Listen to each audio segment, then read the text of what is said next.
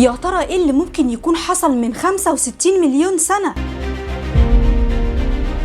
ولسه مأثر علينا لحد النهاردة؟ تعالوا كده نرجع بالزمن 65 مليون سنة ورا، وبالتحديد اليوم اللي اصطدم فيه نيزك بكوكب الأرض، اليوم اللي اتغير فيه مجرى الحياة. كائنات انقرضت وكائنات تانية خدت راحتها على الآخر.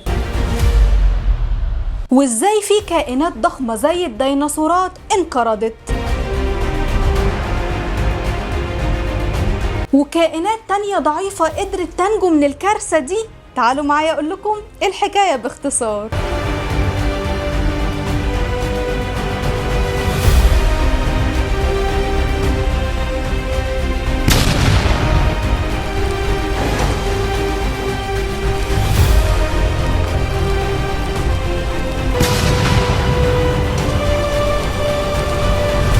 قبل ما يصطدم النيزك بكوكب الأرض كانت الحياة هادية جدا على الكوكب وكله تحت السيطرة. ديناصورات تلاقي، وسحالي تلاقي، وثدييات تلاقي، ونباتات غريبة ما نعرفش عنها حاجة، وحيوانات عمرنا ما شفناها على الطبيعة قبل كده زي مثلا الديناصور. يعني بذمتك عمرك قابلت ديناصور وتصورت جنبه؟ ولكن فجأة في أراضي المكسيك في أمريكا الشمالية هيصطدم نيزك بالأرض قطره حوالي 10 كيلو متر. لكم أن تتخيلوا صوت الاصطدام بس كان عامل ازاي. ومش بس كده، ده عمل حفرة عملاقة، اكبر حفرة ممكن تشوفها في حياتك. ده غير انتشار السحب المهولة من الغبار لدرجة انها حجبت ضوء الشمس، وطبعا اتسبب في موجات تسونامي غرقت الاماكن القريبة من الساحل. لا استنى، ده لسه التقيل جاي. زادت نسبة غاز ثاني اكسيد الكربون في الجو، وده اللي بيسمح بدخول الحرارة وما بيخرجهاش تاني، وبالتالي زيادة درجة الحرارة. يعني المناخ اتبهدل، وده طبعا دمر نباتات كتير.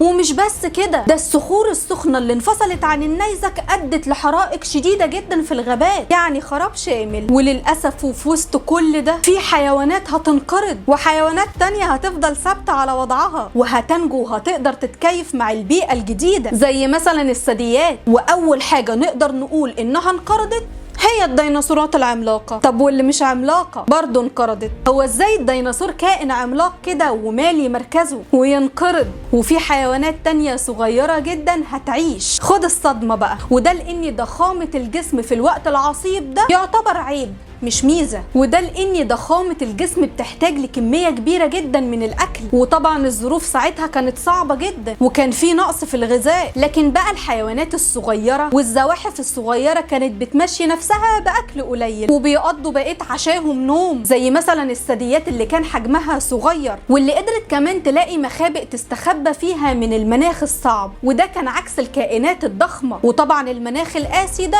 ادى لفقدان مجموعة كبيرة من النباتات المسطحات الخضراء، وده لان اشعة الشمس ما كانتش قادرة اصلا توصل للنباتات بسبب سحب الرماد والغبار اللي كان مالي الدنيا. وطبعا انقرضت الحيوانات اللي بتعتمد في غذائها على النباتات دي. طب ما التماسيح حجمها كبير وعلى الرغم من كده لسه منورانا لحد النهارده، وده لان التمساح برنس في نفسه كده، بيقدر يعيش في المية وعلى اليابس، ويقدر يعيش كمان في مكان ضلمة ولا يهمه، ده تمساح. والتماسيح اصلا بتحب البيئة الدافية، الجو السخن يعني هي اساسا كانت متكيفه في ارتفاع درجه الحراره. ده غير ان هو ممكن يقعد بالشهور ما يحطش لقمه في بقه، ده في انواع ممكن تقعد بالثلاث سنين ما تاكلش. فمش بعيد في الوقت ده يكون كان قاعد في مكان ضلمه ولا على باله الاكل. ولكن في كائنات ما قدرتش تتكيف مع التغير اللي حصل في البيئه وانقرضت، وفي كائنات تانية قدرت تتكيف. ولكن الكائنات البحريه ما تاثرتش قوي بالاصطدام ده، ومعظم الكائنات البحريه قدرت تنجو وتكمل حياتها عادي. يعني عندك مثلا قنديل البحر ده اللي بيقرصك في المصيف، الجيلي فيش عمره حوالي 500 مليون سنة ولسه مكمل معانا في كل مصيف. ومع انتهاء العصر الطباشيري زاد عدد الثدييات وخدت راحتها على الاخر، والمسطحات الخضراء، واستقرت الكائنات البحرية وبدأت الحياة ترجع تاني. ما هي الحياة ما بتقفش على حد.